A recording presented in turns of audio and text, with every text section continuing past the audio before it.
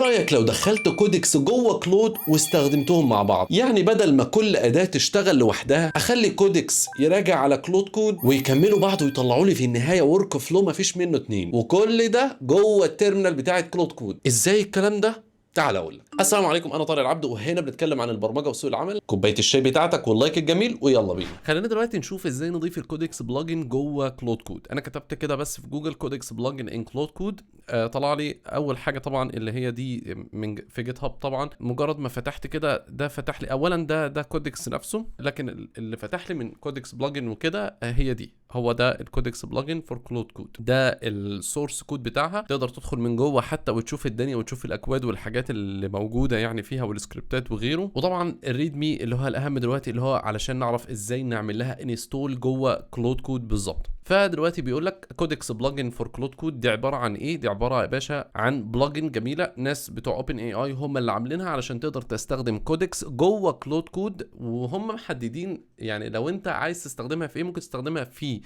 جزئيات الكود ريفيوز او تديليجيت تاسكس تو كودكس، اللي هو انت جوه كلود كود حاسس ان كلود كود مش مسمع معاك، فتقدر ان انت تديليجيت التاسكس دي لكودكس. حركه صايعه الصراحه، والاصيع كمان ان هم مسميين الكوماند اللي بيعمل لك كده مسمينه ريسكيو، ان هو عارف انت اللي هو ايه، انت تعبت بقى وزهقت من كلود كود، روح بقى علشان كودكس ينقذك. ايه المطلوب علشان نعمله؟ طبعا بيقول لك ريكويرمنتس، انت محتاج ان يكون عندك تشات جي بي تي سبسكريبشن، اللي هو طبعا كودكس سبسكريبشن عادي جدا، انكلودنج حتى لو انت فري، وده الجميل في كودكس بشكل عام. وطبعا لو ما شفتش الكراش كورس بتاع كودكس ارجع شوفه، هتلاقيه برضو على القناه. وطبعا محتاجين ان انت تكون مسطب نود جي اس او الام بي ام يعني عندك على الجهاز. كل اللي انت محتاج تعمله جوه كلود كود، يعني جوه التيرمينال او التي يو اي بتاع كلود كود، ضيف الماركت بليس الاول، اللي هو بكل بساطه هتقول له سلاش بلجن ماركت بليس اد الحاجه الجميله دي، يعني نضيف الباكج نفسها في الماركت بليس، وبعدين نعمل انستول. خلينا نعمل الامرين دول بساط جدا. كل المطلوب منك ان انا حاجه جاي هنا وافتح بقى التي يو اي بتاع كلود.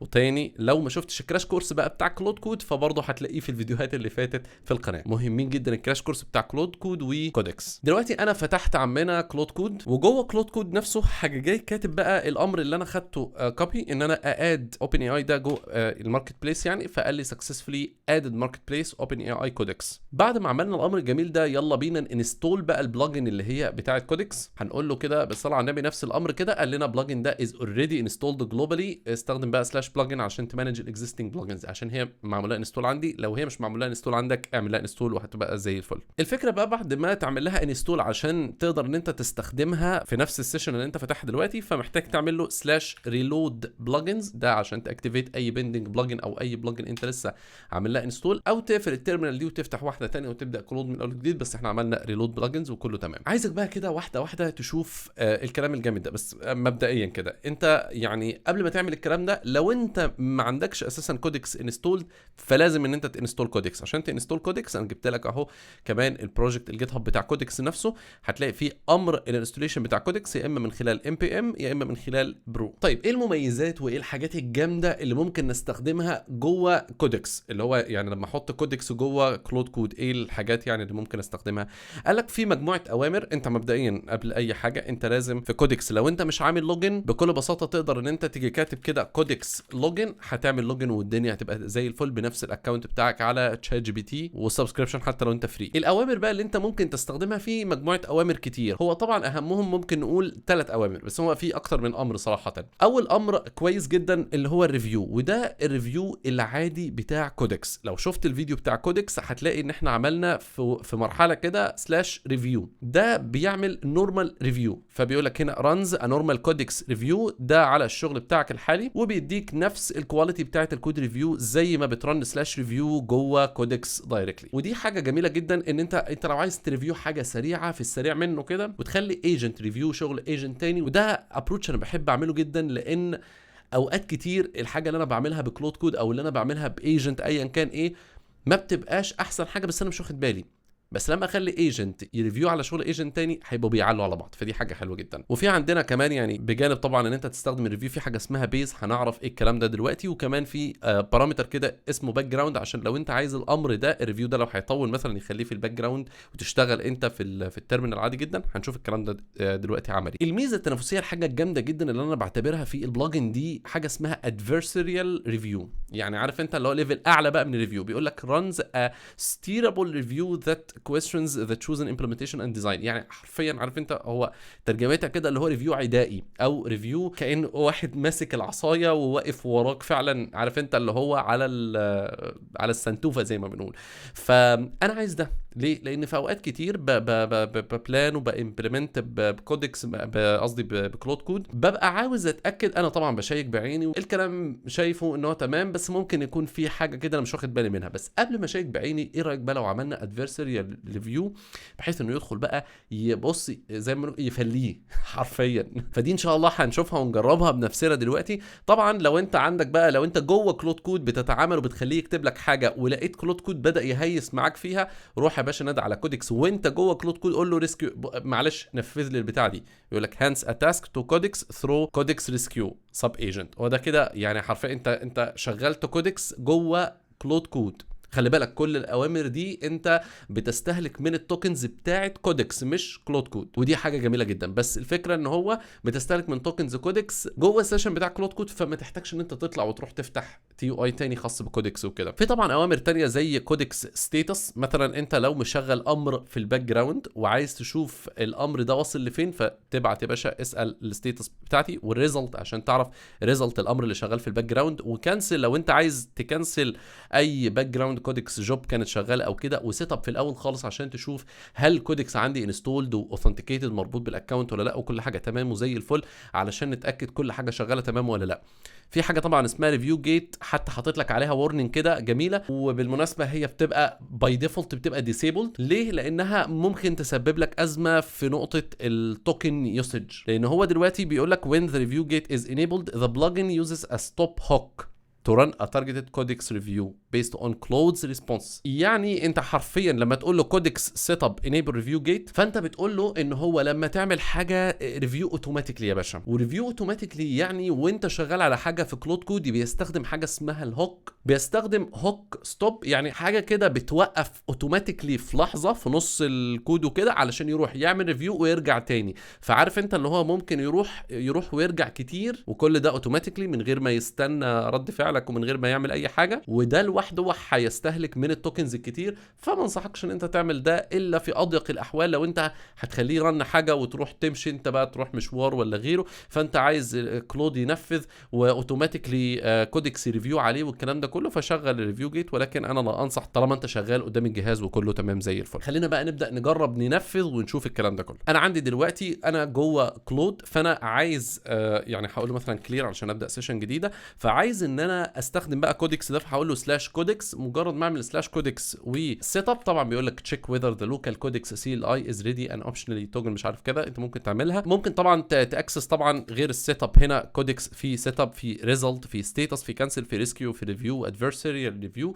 انا هركز على الادفيرساريال ريفيو دلوقتي. استنى انت بس، انت هتعمل ريفيو ايه بالظبط؟ في الادفيرساريال ريفيو ده في عندنا حاجتين، انت ممكن تحدد له بيز وممكن تحدد له سكوب ومش عارف ايه والكلام ده كله. ممكن تحدد له بارامتر تقول له انا عايزك تشتغل في الباك جراوند او لا او كده. فانا الاول كده ايه فكره البيز ده؟ مبدئيا انا دلوقتي على انه برانش، انا على برانش اسمه نيو هوم. بالمناسبه ده بروجكت كان اسمه زمان نبراس بس غيرت اسمه لروى. لو حد متابعنا على لينكد ان يعرف ان انا نزلت كده من فتره ان انا عملت ابلكيشن لاسلامك بيرنتنج للتشيلدرن للكيدز والكلام ده كله وللبيرنتس والحاجات الجميله دي كلها. لو عايز تعرف تفاصيل اكتر عنه يعني اكتب لي في الكومنتات، وممكن ابقى اعمل له فيديو ان شاء الله قريب. الحمد لله وصلت فيه يعني النتيجه عظيمه حتى الان. المهم يعني فانا دلوقتي جوه البرانش الجميل ده عملت شويه ابديتس جامده جدا كتير في الهوم بقى وغير الهوم. الصراحه بقى ما هو بروجكت بتاعي بقى وانا اللي شغال فيه، فمش ملتزم قوي بموضوع البرانشز للاسف. بس يعني انا جوه الشغل ده المفروض ان انا همرجه بقى على الماستر، بس انا عايز اعمل جوله ريفيو قبل ما امرجه على الماستر. فهعمل ايه؟ جايب العبد كودكس جوه العبد الثاني كلود، وقايل له يا باشا كودكس ادفيرساريال ريفيو، وعايز اقول له ايه؟ انا جوه برانش اللي هو نيو هوم، انا عايزك قارن لي التشينجز اللي تمت جوه النيو هوم مقارنه بالبيس بتاعنا اللي هو الماستر. انا مش فاكر والله كان ماستر ولا مين. ايوه ماستر، انا لسه متاكد دلوقتي. فهقول له داش داش بيز وبعدين اقول له ماستر، وتقدر تقول له داش داش باك جراوند. لو عملت له داش داش باك جراوند هيشغل الامر ده في الباك جراوند ويبقى قدامك الشاشه، تقدر ان انت تعمل كومنتس تانية، تطلب من كلود يعمل لك اي حاجه تانية وهكذا. بس انا يا باشا مش هطلب منه ان هو يعمل في الباك جراوند، بس هقول له ايه بقى، هقول له كده بس كفايه، انا عايزك تعمل لي ادفرساريال ريفيو في البرانش الحالي مقارنه بالبرانش الاساسي بتاعنا اللي هو الماستر. مجرد ما اعمل كده هتلاقيه بقى ايه، الصلاة على النبي بقى يبدأ ان هو يستهلك بقى I'll estimate the review size first to recommend an execution mode وكده. فقال لي خلي بالك ده large diff، ده 171 فايل تقريبا 28000 انسرشن. فهنا هو انا ما حطيتلوش باك جراوند، بس قال لي هنا how should the adversarial review run، انت عايزه في الباك جراوند ولا wait for results؟ هو قال لي الريكومندد في الباك جراوند. فقلت له يا باشا عيش حياتك رن ان باك جراوند. خلينا بقى كده ايه نسيبه يخلص الليله دي كلها ونرجع له بعد شويه. بالمناسبه قبل ما نكمل، انت تقدر هنا بقى يعني تشتغل بقى. هو بيقول لك اهو بص كودكس adversarial review started in the background، تشيك بقى لو انت عايز تشيك الستاتس بتاعته كودكس ستاتس فور بروجريس مش عارف ايه.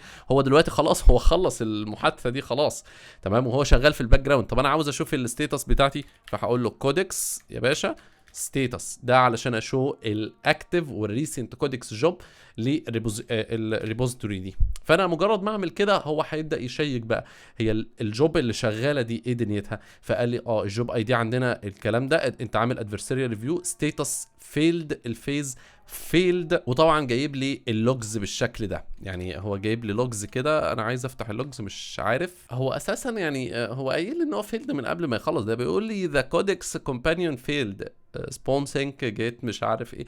هو علشان صراحه الرينج اللي انا مديهوله ده رهيب، فبيقول لي نارو ذا سكوب، يعني انا عايزك تنارو السكوب شويه. فكلود بيقترح عليا ان هو يجرب نارور بيز ريف، فانا هقول له ماشي يا باشا اللي انت بتقوله لي، تراي نارور بيز ريف، وهو بيظبط لنا كده بيشوف الدنيا. هو دلوقتي جاب لي يعني نارور بيز ريف، يعني بيقول لي كده لحد مثلا ويتش نارور بيز ريف للادفرساريال ريفيو، بيقول لي يعني لحد الكوميت ده ولا الكوميت ده اللي هو بتاع الليفل والاكس بي، يعني ده 47 فايلز حوالي 5000 انسرشن ولا ده ولا ده.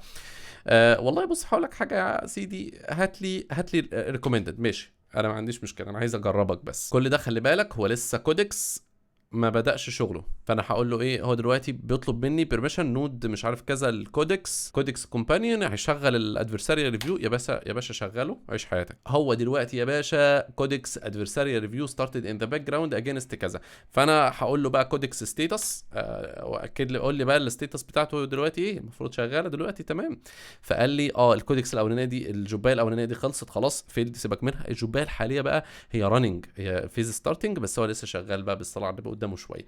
فخلينا كده بقى نستناه يعني اركن على جنب يا باشا وعيش حياتك. طيب هو جاب لي النتيجه دلوقتي. هو طبعا خلص بسرعه لان انا ضيقت له الحدود، بس هو في الطبيعي بياخد شويه وقت زياده شويه. بس هو قال لي خلاص الادفرساري ريفيو خلص الحمد لله. بس استنى قبل ما نعمل نتاكد بس كده كودكس ستاتس. هو قال لي دلوقتي فعلا هو كومبليتد دان تمام. قال لي ايه بقى ايه الموجود، جاب لي كام حاجه كده. قال لي اول حاجه قال لي يا باشا كودكس ادفرساري ريفيو التارجت برانش ديف ما بين البرانش بتاعي الحالي بس لحد كوميت معين عشان هو فيه تشينجز كتير. طبعا انت محتاج نيدز اتنشن. فقال لي الاول نو شيب، يعني حاجه انت ما ينفعش ان انت تبلش من غيرها، ان هي ذا بيرنت ووترنج ار بي سي كان فيل افتر ميوتيتنج جاردن ستيت مش عارف ايه. فبدا يشرح لي كده ايه فبيجيب لي بقى الفايندنجز او المشاكل اللي لقاها. اول حاجه دي هاي، فبيقول لي ووترنج ميوتيشن از كوميتد بيفور ريورد او الكونفيج مش عارف كده. وحاجه تانية فقال لي هنا يعني بيشرح لي الحاجه وبيقول لي الريكومنديشن هنا ميديوم، حاجه ميديوم بقى نوتيفيكيشن لوج يوزز مش عارف كده، ويقول لي ريكومنديشن الميديا مش عارف كده. فهو طلع لي تقريبا 3 حاجات. انا هقول له حاجه جميله جدا، خلي بالك احنا مين اللي طلع لي الحاجات دي؟ كودكس. مين اللي كان كاتب الكود اساسي؟ كلود. فانا هقول لكلود بقى، يعني انا مش هقول له كودكس بقى، لا انا هقول لكلود بقى نفسه، هقول له I want you to check and validate these findings from codex and tell me if they are really problems or not مثلا. فانا يعني عارف انت اللي هو انا بعمل فتنه طائفيه دلوقتي، بخلي كلود بقى يشيك على الفايندنجز اللي طلعها كودكس، هل هي فعلا يعني ايشوز ولا لا. ودلوقتي عمنا كلود كود رجع وقال لك بقى ايه، بص يا سيدي الفايندنج 1 largely incorrect. عملنا فتنه طائفيه، بيقول لك نو نوت ريال ايشو، ميس دايجنوزيس ترانزاكشنال بيهيفير. وارد، انا بثق في راي عمنا كلود شويه. بعدين قال لي هنا الثانيه دي ريال سبيك او امبلمنتيشن مس ماتش but currently no user visible effect either add the value to the check مش عارف كذا ولا لا. الفايندنج 3 بقى بيقول لي partially valid as UX not a failure. فهو بيقول لي كده الهاي يا باشا النوشيب اللي كان قايل لك عليها دي ايه، مش فيش الكلام ده. الميديم سبيك دريفت هي فعلا مشكله سبيك. الميديم الثانيه دي ماينر يو اكس بولش، فهم مش فالبرانش شيبابل عادي جدا، بس انت لو عايز تحسن ظبط الايتم 2 و 3 يعني تقدر تبص عليهم كده تنظف كده. كلام جميل يعني، عارف انت لو طلعت بتنظيفه.